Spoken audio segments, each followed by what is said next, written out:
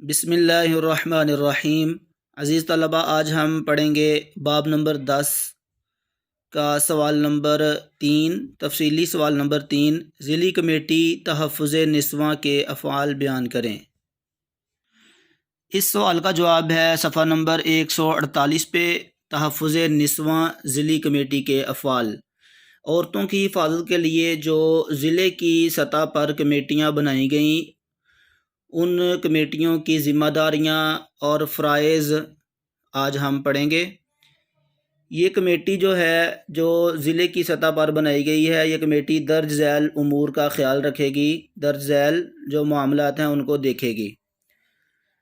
تحفظ کے مراکز، دارالامان اور ٹال فری ہیلپ لائن کی نگرانی کرنا اور ان کی خدمات کو بہتر بنانے کے لیے ضروری اقدامات کرنا۔ ضلع میں دوسرے محکموں اور اداروں سے رابطہ رکھنا تاکہ حفاظتی مراکز خواتین کے تحفظ کے مقصد کو اچھی طرح انجام دیں۔ خواتین کے تحفظ کے ایکٹ 2016 کے تحت فریقین کے درمیان ثالثی کر کے جھگڑے نمٹانا، صلح کروانا۔ اس بات کو یقینی بنانا کہ کسی بھی تھانے میں درج کروائے گئے تشدد کے مقدمات اور معاملات کو طبی معائنے کے لیے حفاظتی مراکز کے سپرد کروانا۔ حفاظتی مراکز اور دارالامان کو پیش آنے والے مسائل پر بحث و مباحثہ کے ذریعے ان کا ممکنہ حل تلاش کرنا، یہ ہیں ذمہ داریاں ضلعی کمیٹی کی تحفظ نسواں کے حوالے سے۔ اور یہ ہے لانگ کویسچن نمبر 3 کا آنسر، تفصیلی سوال نمبر 3 کا جواب ہے۔ آگے ہے انسداد تشدد مرکز برائے خواتین۔ ایسے مراکز جو خواتین پر ہونے والے تشدد کو روکتے ہیں۔ یہ مرکز خواتین کے تحفظ کے لیے مندرجہ ذیل اقدامات کرنے کا ذمہ دار ہوگا۔ خواتین کے ساتھ ہونے والی بدسلوکی کا پولیس کے پاس اندراج کروانا، رپورٹ درج کروانا، مقدمہ کروانا، طبی معائنہ کروانا اور شہادتیں اکٹھی کرنا وغیرہ، گواہیاں اکٹھی کرنا وغیرہ، یہ بھی انسداد تشدد مرکز برائے خواتین کی ذمہ داریوں میں شامل ہے۔ متاثرہ خواتین کو فوری تحفظ فراہم کرنا، شکایت کی موصولی اور حل کے لیے مؤثر نظام قائم کرنا، فریقین کے درمیان مجوزہ ایکٹ کے تحت ثالثی کے ذریعے صلح کروانا، تجویز شدہ ایکٹ کے تحت، ایکٹ قانون کو کہتے ہیں مجوزہ تجویز شدہ ایکٹ کے تحت ثالثی کے ذریعے۔ ثالثی کا مطلب ہوتا ہے جو دو فریقین کے درمیان جو تیسرا بندہ جو ہوتا ہے، تیسرا شخص جو ہوتا ہے صلح کروانے والا، وہ ثالثی کا کردار ادا کر رہا ہوتا ہے۔ تو ثالثی کے ذریعے صلح کروانا، تیسرے بندے کا جھگڑے میں شامل ہو کے تیسرے بندے کا جھگڑے کو نمٹانا، صلح کروانا۔ خواتین کو حکومت سے متعلقہ تمام تحقیقات میں رہنمائی کے لیے کمیونٹی سینٹر کے طور پر عمل کرنا۔ یہ ذمہ داریاں ہیں انسداد تشدد مرکز برائے خواتین کی۔ آگے مشقی سوالات میں سب سے پہلے ہیں ایم سی کیوز۔ خواتین کے تحفظ کے لیے جی پی ایس سے منسلک کون سی چیز بنائی گئی؟ بریسلٹ۔ عدالت متاثرہ خاتون کی شکایت کو کتنے یوم میں نمٹاتی ہے؟ 90 یوم میں۔ متاثرہ خواتین کی مدد کے لیے یونیورسل ٹال فری نمبر ہے 1043، اس کا رائٹ آپشن ہے جیم۔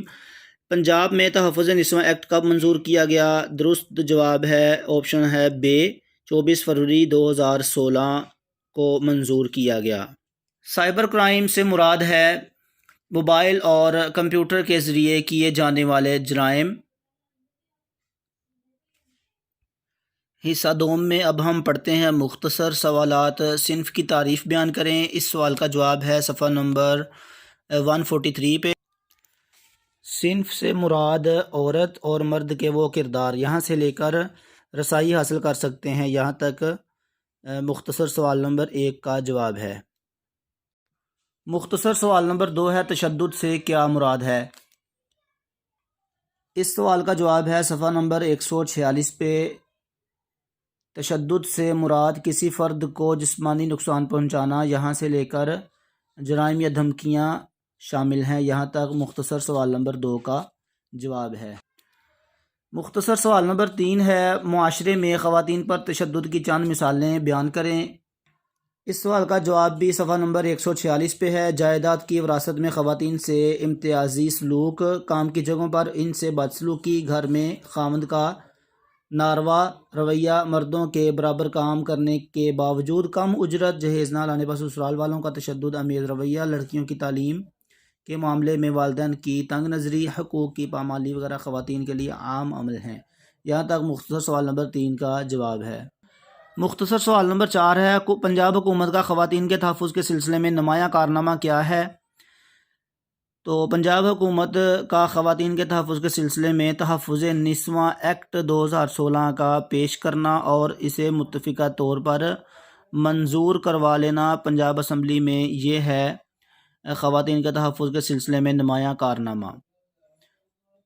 تفصیلی سوال ہم چیپٹرز پڑھنے کے دوران ساتھ ساتھ ہم یہ پڑھ چکے ہیں اور نشانات بھی لگوا چکے ہیں۔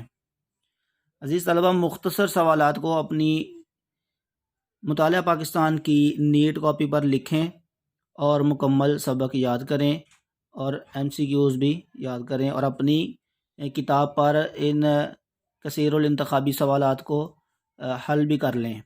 السلام علیکم۔